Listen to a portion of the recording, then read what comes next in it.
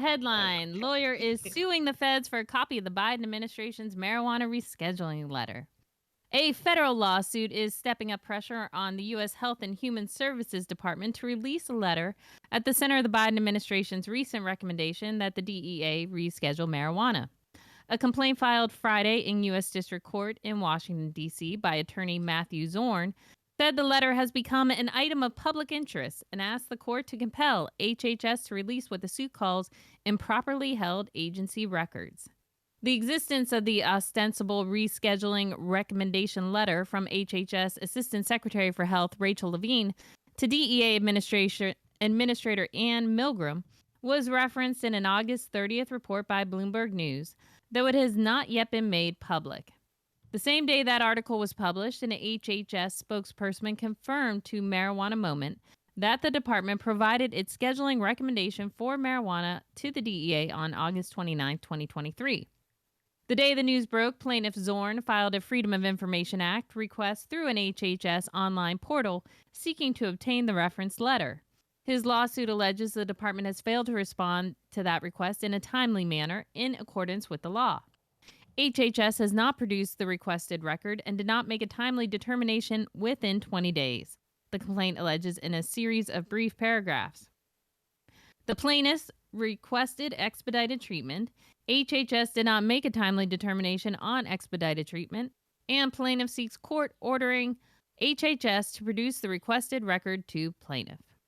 Zorn's suit asked the judge to force HHS to expedite his request and direct the department to immediately produce the requested record. It notes that Zorn intends to post it on the internet for free on his Substack website, where he first announced the new lawsuit. Despite a slew of news coverage and industry commentary on the potential for rescheduling marijuana to Schedule III under the Controlled Substances Act, no one outside the government and Bloomberg News seems to have obtained or even glimpsed the rescheduling recommendation.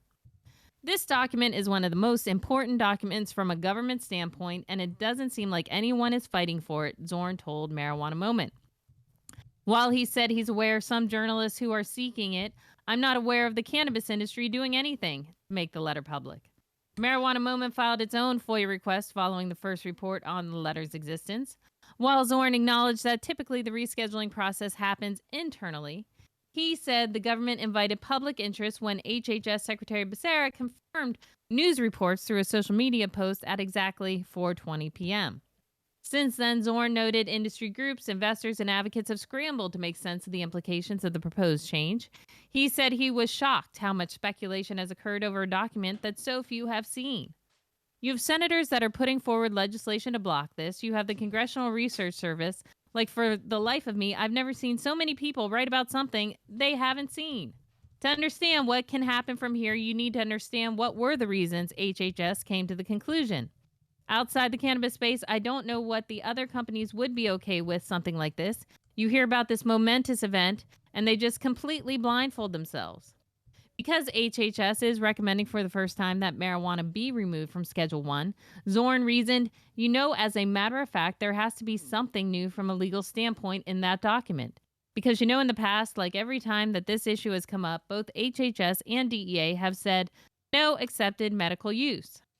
He said he agreed with a point of criticism from Kevin Sabet, the leader of the prohibitionist group Smart Approaches to Marijuana. Sabet was like, this isn't what a serious process looks like. I even retweeted this tweet. This isn't what a serious process looks like. I mean, if this were based on the data and science, show us the data and science, right? Don't show us tweets and PR stuff and everything. Honestly, nobody said that the administration had to go basically make this a public process. But once they chose to make this a public process, I think it owes the public more.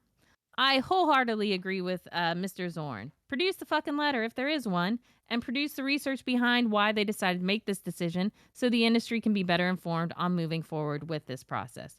This is Gretchen for High 9 News. Yeah, Can I get an applause? Gretchen. Let's get an applause on that, Adam. Wake up. Applause. Yeah. Thank you. Yeah. Where's Matt Gaetz when you need him? What blows my mind is for the last month and a half that we have been guessing about what this letter says. Nobody's actually seen the letter. The letter doesn't So exist. all this conversation around, it's going to be scheduled. whatever. If it does exist, we haven't seen it to prove that. All we know is based on what the HHS has said, whether that they sent a letter. And my concern is if we are debating on whether or not it's going to be a Schedule 3 or Schedule 2 or Schedule 4 or Schedule 5, and none of us know because we haven't seen the letter to see what their recommendation was or is besides take it out of a Schedule 1, then we are chasing our tails. There's no way to plan or execute a plan to either go against what they're recommending or make a better recommendation if we don't know what the letter says. And so it just blows my mind that for the last 60 days almost is it the letter says, and no. There's no letter. There's no letter, Nicole. This letter does not exist. Just like there's no evidence against Joe Biden for impeachment. There's tons of evidence against Joe Biden for impeachment. Tons. Okay. Sure.